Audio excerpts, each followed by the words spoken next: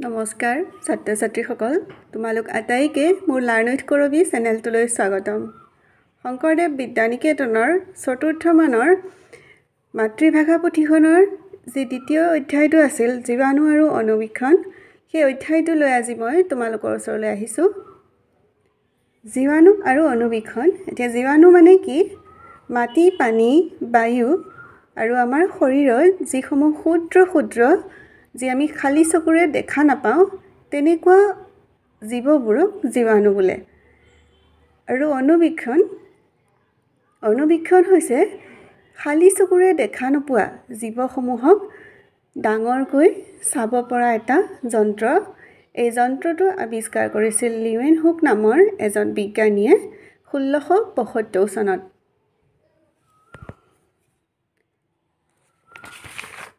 এইটো যন্ত্ৰটোৰ এখন পিকচাৰ ইয়াত দিয়া আছে। এতিয়া এই পাঠৰ অন্তৰ্গত যিসমূহ প্ৰশ্ন উত্তৰ আছে সেই প্ৰশ্ন উত্তৰখিনি তোমালোকলৈ লৈ আহিছোঁ।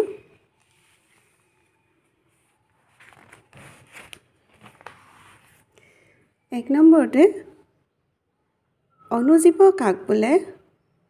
এতিয়া ইয়াৰ উত্তৰত হ'ব আমি খালী চকুৰে দেখা নোপোৱা অতি ক্ষুদ্ৰ জীৱবোৰক অণুজীৱ বোলে।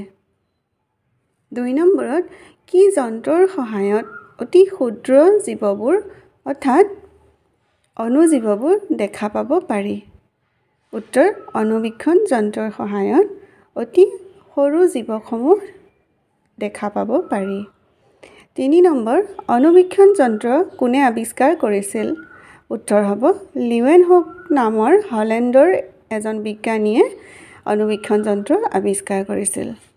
4 নম্বৰত লিউৱেনহুকে প্ৰথমে কি কাম কৰিছিল?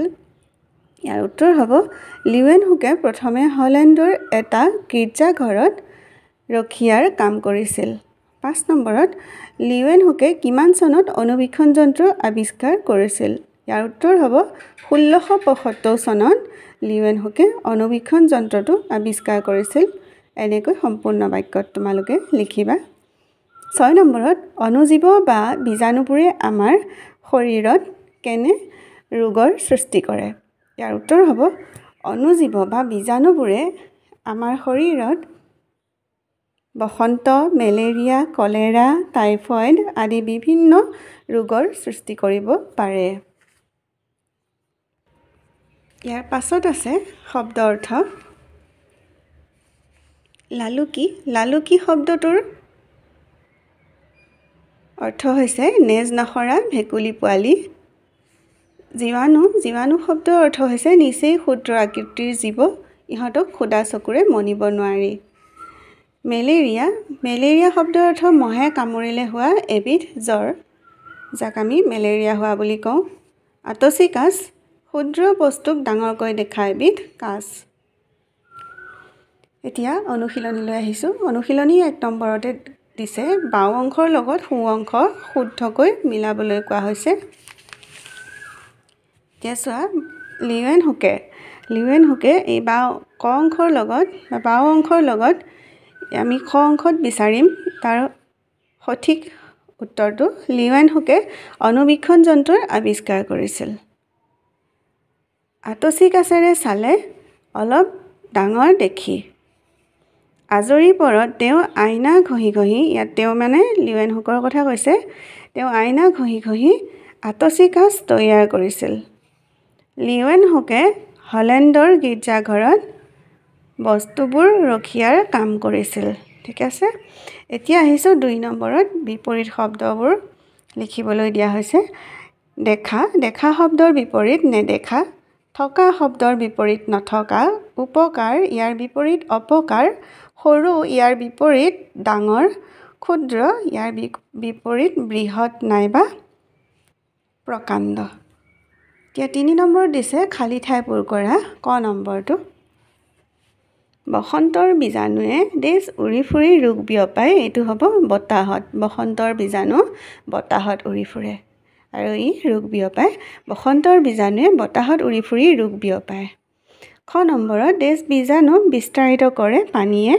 এইটো হ'ব কলেৰাৰ বীজাণু বিস্তাৰিত কৰে পানীয়ে। কলেৰাৰ বীজাণু পানীত থাকে।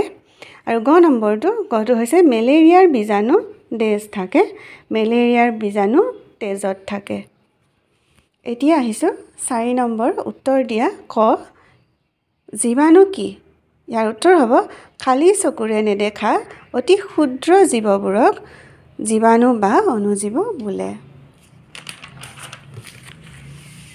এতিয়া আহিছো অণুবীক্ষণ যন্ত্ৰ কোনে আৱিষ্কাৰ কৰিছিল ইয়াৰ উত্তৰ হ'ব লিউৱেনহুক নামৰ বিজ্ঞানীজনে অণুবীক্ষণ যন্ত্ৰ আৱিষ্কাৰ কৰিছিল গ নম্বৰটো লিউৱেনহুক কোন এইটো হ'ব লিউৱেনহুক এজন হলেণ্ডৰ বিজ্ঞানী যিয়ে অণুবীক্ষণ যন্ত্ৰ আৱিষ্কাৰ কৰিছিল এইটো এনেকৈ হ'ব লিউৱেনহুক এজন হলেণ্ডৰ বিজ্ঞানী যিয়ে অণুবীক্ষণ যন্ত্ৰ আৱিষ্কাৰ কৰিছিল ঠিক আছে এইটো মই মোৰ কপিত লিখা নহল তোমালোকে এনেকৈ লিখিবা লিউৱেনহুক এজন হলেণ্ডৰ বিজ্ঞানী যিয়ে অণুবীক্ষণ যন্ত্ৰ আৱিষ্কাৰ কৰিছিল তাৰ পাছৰটো ঘৰটোত দিয়া আছে লিউৱেনহুকে প্ৰথমতে কি কৰিছিল ইয়াৰ উত্তৰ হ'ব হলেণ্ডৰ এটা গীৰ্জাঘৰত ৰখিয়াৰ কাম কৰিছিল উঙ নম্বৰটো হলেণ্ডৰ নতুন নাম কি এইটো হ'ব এইটো মই তলত যিখিনি হাতৰ আখৰ দিয়া আছিল তাৰ পৰা এই প্ৰশ্নটো দিছো হলেণ্ডৰ নতুন নাম কি ইয়াৰ উত্তৰ হ'ব হলেণ্ডৰ নতুন নাম নেদাৰলেণ্ড এতিয়া তাৰ তলত যি এই শাৰী হাতৰ আখৰ দিয়া আছে হলেণ্ডৰ নতুন নাম নেদাৰলেণ্ড এই হাতৰ আখৰখিনি তোমালোকে লিখিবা যিহেতুকে হাতৰ আখৰ ইয়াতো নম্বৰ থাকে আৰু পৰীক্ষাত আহে ছাত্ৰ-ছাত্ৰীসকল আজিলৈ এইখিনিয়ে নেক্সট ক্লাছত তোমালোকক পুনৰ লগ পাম তেন্তে আজিলৈ আহিছো থ্যাংক ইউ